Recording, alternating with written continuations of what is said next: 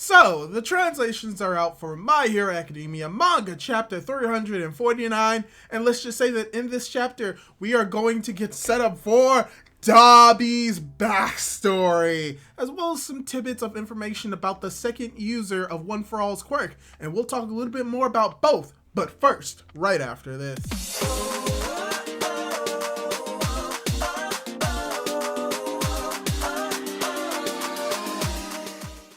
Hey guys, how's it going? It is your boy, Manga Andrew, and I'm here to do my review for My Hero Academia Manga Chapter 349, titled Battle Flame. And along with the cover of this chapter being very beautiful with both Mitoko and Bakugo on the cover, and pretty much what this chapter is about is exposition about what the potential of the second user's quirk of One For All. We get some information and we get to see a little bit of setup for what Toga is going to be doing against Uraraka and Froppy. But the main crux of this chapter is actually the end, where we're getting close to knowing how Dabi became Dabi, as well as the confrontation between Shoto and Dabi himself. So let's dive right into the review and talk more about this chapter. So, the chapter begins with Deku blasting off from the island as he's apparently using the 7th float, the 3rd Fajin, as well as his air force to pretty much give him the ability to fly and control himself in the air. But Deku is getting a little bit angsty because he's unable to use Black Whip to make him go faster, so he's unable to use Foe 100%. So I don't understand why it's taken the fandom so long to realize this is how Deku's abilities work when it's been explained to us multiple times. But in the situation, we actually get some hints or some foreshadowing for what the second user's quirk is, because we see that as he thinks that he's moving too slow and how Deku wants to get to Shigaraki as fast as possible, he considers using the second's quirk. And from here, the next few pages are just Deku and the second user having a conversation about his meta ability and how it's very dangerous and how it's a last resort and how it's completely changed or transformed from what it used to be. And this ties into a theory that many people have about the second user's quirk and how it may be sort of like an energy booster or energy blasting like quirk, but from what it seems in this chapter, that may not necessarily be the case. Because, at least from this specific translation, they bring up the idea that the second quirk is actually something very specific. And I feel as if being able to blast lasers out of your hand is very versatile and not specific. So, if anything, a theory that I have is that it may not necessarily be explosion, but just energy redirection or energy output, and that it requires the user to sort of kind of release the energy all at once, which could result in mass damage, speed, and power output, but it may leave the user incapacitated, or something to that akin, or something to that kind of mentality. So it's very powerful, but it's also hard to control and very specific in how it can be used. And I just enjoy that we just get to see Deku being able to communicate with the users of One For All in a way similar to Avatar: The Last Airbender, as you have the second user saying that you shouldn't rush, go at your own pace, and trust in your friends. They have their own battles that they need to face, so trust them. Which I really just enjoy that we're getting more characterization for the second user and how he truly values friendship. And as we are speaking about friends, we actually cut back over to where the island is, where we see that Froppy as well as Uraraka are ready to confront Toga and begin their fight. As we have Toga beginning to denounce both Uraraka, Froppy, and Izuku, claiming that she doesn't need any more heroes and that she's going to get rid of all of these heroes and do as she pleases, while she thinks to herself, isn't that right, Chin-kun? Potentially hinting and alluding to the fact that she's going to be using Twice's blood in a malicious way. And many people are theorizing that it's going to be a sad man's parade, which is possible. And I think that most likely than not, she probably won't recreate another Jin, but she may most likely do a sad woman's parade where she makes copies and duplicates of herself. And if she does, oh boy, is that terrifying.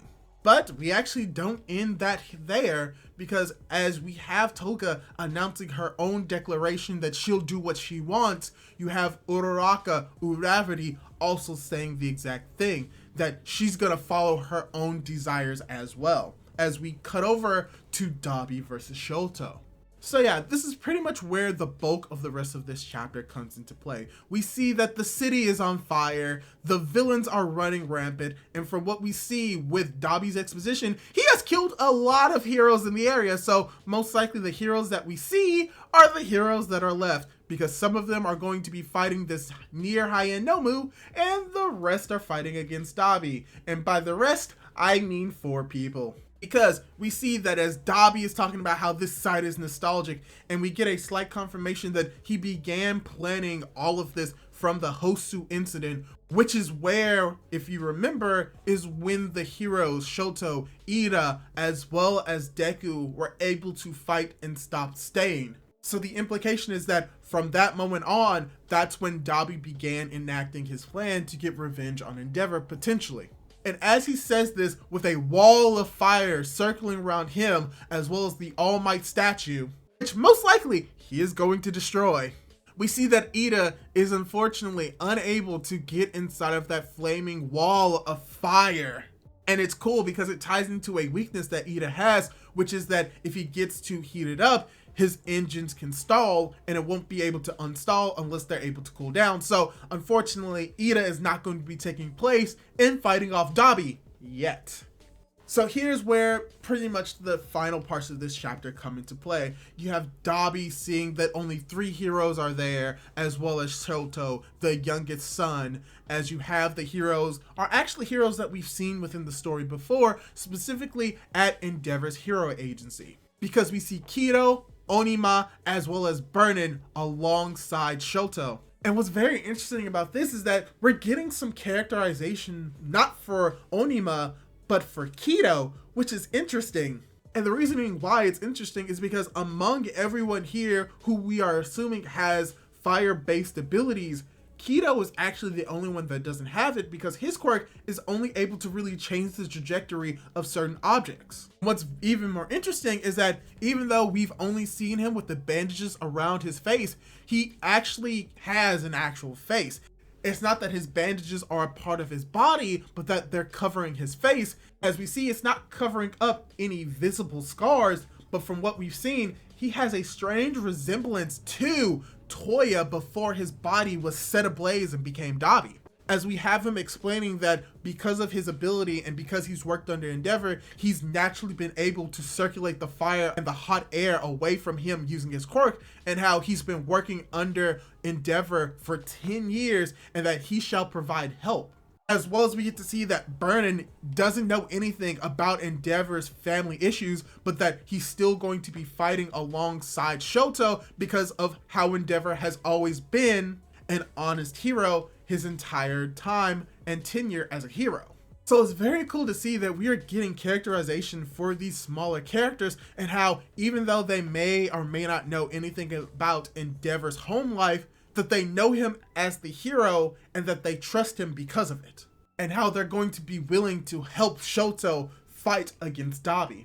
So it's cool to see some more characterization for some smaller characters. Now we're getting towards the juicy part and really what this chapter is setting up to, because you have Shoto talking about how he's here not because he was ordered to be here, but because he's the one that's going to stop Dabi. And Dabi tries to chastise him by saying, "Oh, you're just being dad's puppet," to where Shoto gives a very scathing and very impactful remark, which is pretty much saying that as long as he can just continue to be a hero, I don't care.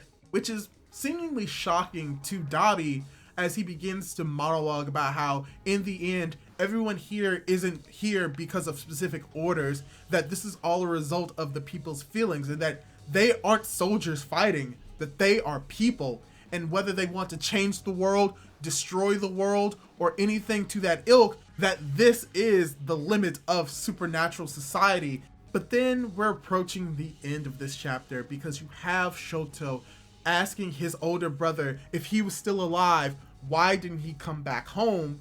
To which Dabi responds with, "Oh yeah, I'm your brother. I should probably tell you that. Let me tell you about the origins of Dabi," as the chapter ends. So, from what we saw at the end of the chapter, we're setting up for a Dabi backstory. And this is something that many people predicted that we were going to get, which makes sense in hindsight. We did know sort of kind of how Toya became Dabi to a sense through the Endeavor flashback, but it was still somewhat incomplete. So we're going to, for the most part, get it completed most likely next chapter. So it's very cool just to see that in this chapter, we got to see a lot of interactions between Dabi, Toya, as well as the other heroes, setting up this fight and seeing this fight take place. But before it goes into high gear, we get a Dabi backstory. And something else that I didn't point out in the actual reviewing of this chapter is that we actually get to see panels of Toga, Shigaraki, as well as Spinner when Dabi is talking about how people have their own ways or their own wants for this world, either to destroy or change it. And we see that Spinner is drooling from the mouth and seems relatively bulkier than he was. And a theory that is floating around is that he was given multiple quirks by All For One, which is pretty much making him a blindless puppet, which is something that All For One would do. So that means that Spinner is most likely going to be fighting against heroes with increased power as well as potentially other quirks inside of him. And if I were to predict where he is right now, he's probably at the current location of Fat Gum and Aoyama. But yeah, overall, this was a fairly short chapter, but still really enjoyable. We got a lot of dialogue and a lot of interactions between characters, which I really did enjoy. We got a sort of foreshadowing and hinting at the second user's quirk and how it's going to be used as a last resort, setting up a Chekhov's gun, meaning that most likely we are going to see the second user's quirk, and it's going to play a big role at the end of this series. We got to see more setup for the fight between Uraraka and Froppy versus Toga and their conflict of ideals and wants, as well as just the end of the chapter where we're setting up to Dabi's backstory and what that could potentially be, and that we're going to get Dabi's backstory revealed to see if he's really and truly a victim of Endeavor, or if there may be a little bit more under the surface that we don't know about Dabi, aka Toya. We're just gonna have to wait and see until next chapter, which is unfortunately going to be on break. Big sad. But don't worry, I'll cover the series as soon as it comes back, so you don't have to wait that long. So yeah, that's all I really have to say about this topic. Hopefully you enjoyed this chapter. Hopefully you enjoyed this review. What do you think? Do you think that the Dabi backstory is going to be amazing? Or do you think that it's just going to be so-so? Leave your thoughts down in the comments down below, as well as don't forget to subscribe to my YouTube channel if you want to see more content like this. Do all that cool jazz, and hopefully I'll be able to catch you in my next video. Goodbye!